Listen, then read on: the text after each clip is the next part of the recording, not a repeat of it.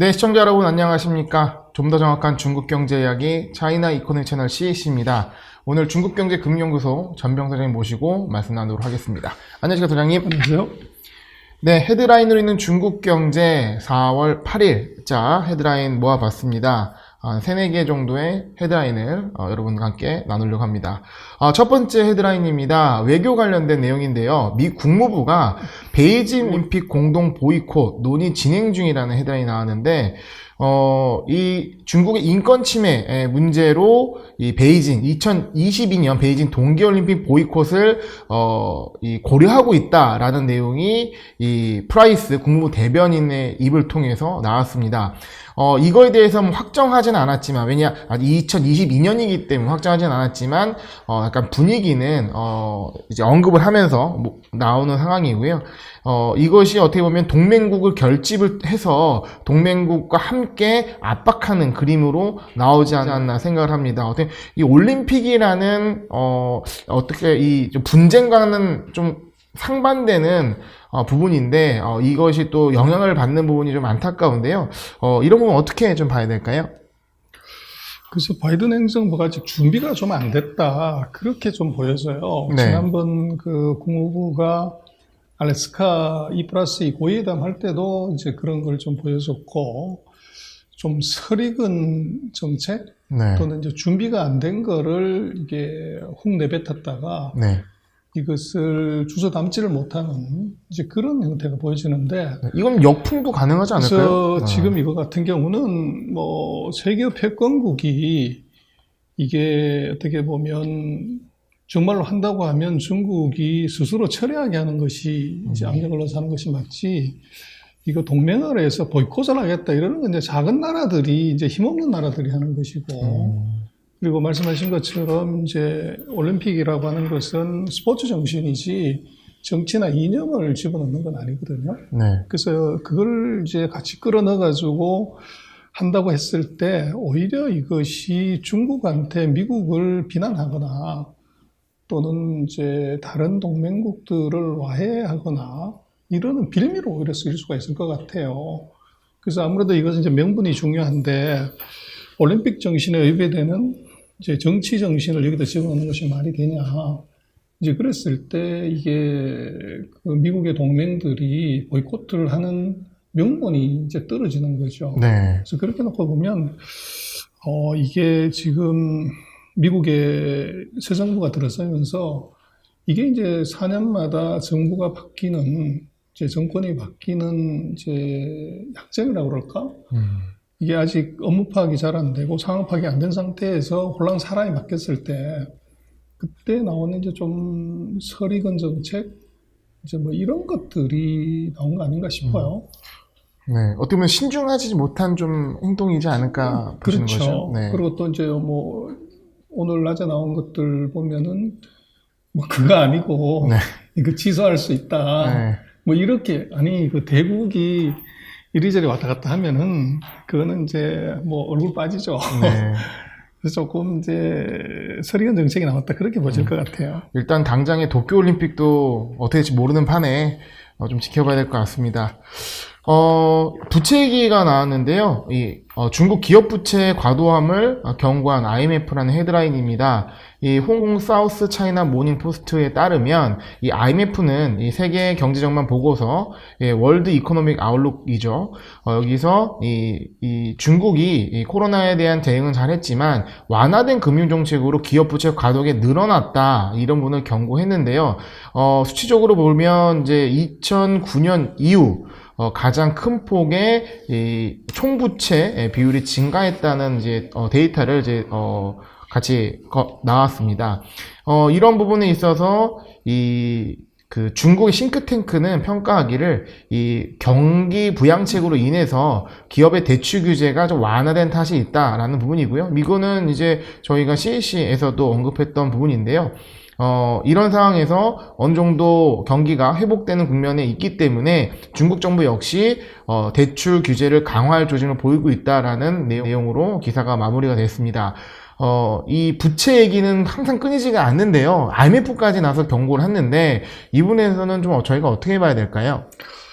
그래서 이제 부채가 과도한 것은 중국도 과도하지만 이게 미국이나 일본은 더 과도해요. 네. 그래서 그건 경고 안 하고 이제 뭐 그러는 건 좀 기사를 쓰기 위한 기사다 이렇게 보여지고, 지금 이제 중국 같은 경우는 그 2017년부터 연속 3년 동안 이제 공급 개혁이라는 거래요. 거기에 포인트가 과잉 설비 축소, 과잉 재고 축소, 그 다음에 이제 과도한 부채 축소, 그 세 가지가 들어있어서 17, 18, 19 동안 중국은 이제 부채를 줄이는, 특히 기업 부채들 줄이는데 노력을 많이 했어요. 네.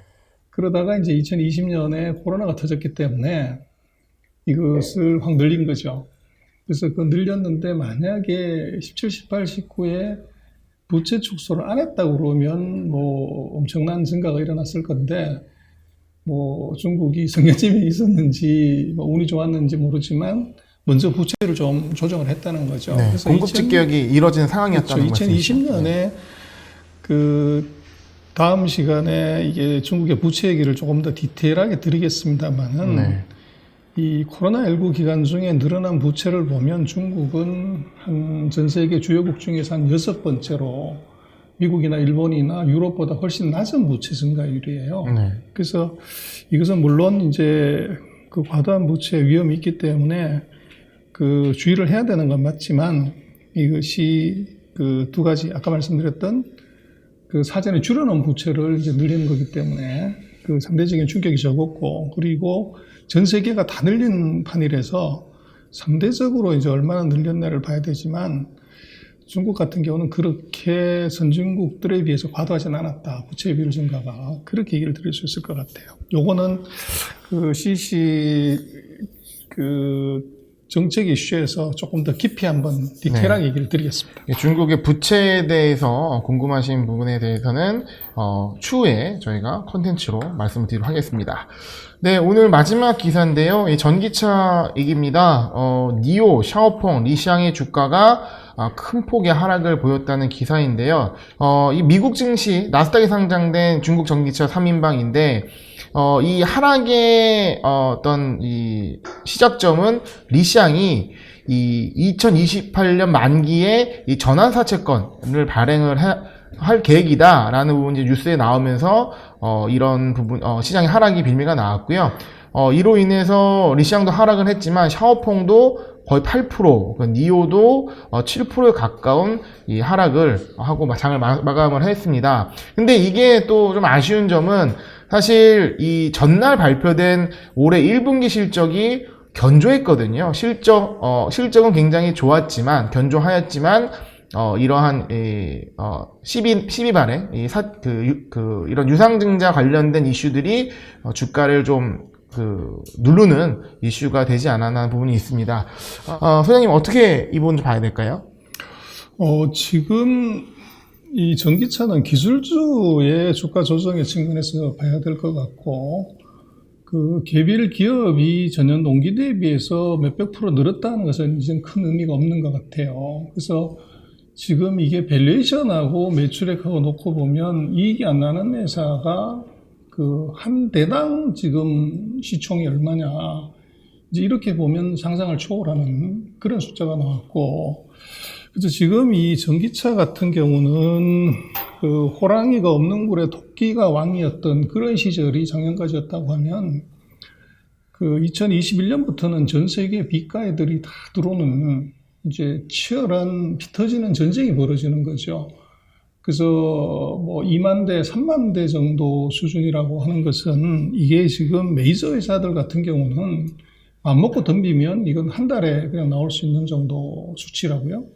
그리고 지금 언론에도 계속 뜨지만 이제 폭스바겐이니 샹하이 자동차니 하는 이제 거대 메이커들이 금년부터, 지금까지는 시장이 너무 작아서 이제 들어가지 않았다가 이게 대거 들어가는 것이 이제 눈에 들어오고 있고, 또 그 캐파가 이게 장난이 아니라는 거죠. 그렇게 되면 보여질 수 있는 생각은 두 가지인 것이, 하나가 이 가격 경쟁이 벌어진다는 거죠. 네. 그리고 두 번째로는 이게 그 생산 캐파 경쟁이 벌어집니다.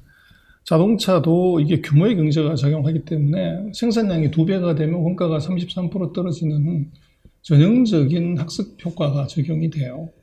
그래서 이것은 작은 회사들의 경우는 파는 것도 중요하지만 규모를 늘려서 고정비를 이걸 줄이지를 못하면 이거는 이제 거대 기업들과 원가 싸움에서 이게 문제가 되죠. 그래서 아마 시장의 이제 우려는 두 가지인 것 같은데, 하나는 그 사이에 너무 꿈으로만 올라갔던 주가들의 이제 재평가, 그리고 두 번째로는 지금 전기차, 특히 중국 전기차 시장에서 피 터지게 이제 싸워야 되는 이 화약연기가 나는 것, 그것을 이제 과연 거기서 승자가 될 것이냐는 데 대해서 의구심, 그 두 가지가 있는 것 같고, 그리고 지금 이게 증가율은 전년 동기 대비 몇백 % 하는 건 크게 의미가 없어요. 그러면 이 중국의 샤오뽕, 리오 뭐 이제 이런 회사들이 다가 그 얼리 스테이지였기 때문에 그래서 그 숫자가 늘어나는 것이지, 전체 시장으로 놓고 보면 뭐 8등, 9등, 10등 하는 아주 마이너한 시였기 때문에 증가율이 높게 나타나는 거죠.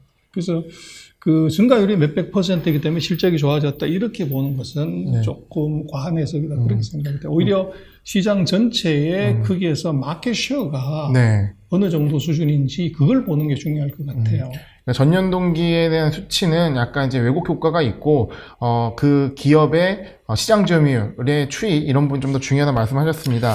다음번에 그 지금 중국의 그 1, 2, 3월 달 또 작년부터 시작을 해서 이 소형 전기차 3인방의 마켓 쉐어 데이터들을 한번 그 점검을 해보죠. 네, 점검이 꼭 필요할 것 같네요. 시장도 커지는 건 확실하지만 경쟁이 심화되기 때문에 경쟁이 심화하는 이 플레이어 입장에서는 큰 도전일 것 같습니다. 투자자로서는 조금 더 기민하게 좀 봐야 될 부분인 것 같네요. 오늘 이렇게 헤드라인 간략하게 세 기사 정도 말씀을 드렸는데, 저희 CEC 이제 구독자가 2만 명이 넘었습니다. 제가 어제 식당 갔는데 구독자라고 말씀하시면서 이제 많은 도움을 받는다, 이렇게 인사도 해주시더라고요. 그래서 좀 더 그 책임감을 좀 크게 느끼고 있는 상황입니다. 오늘도 좀 새로운 컨셉의 촬영이 이루어질 예정이라서 CEC 항상 또 많이 기대해 주시고 사랑해 주시면 좋을 것 같습니다. 오늘 소장 감사합니다. 그렇습니다.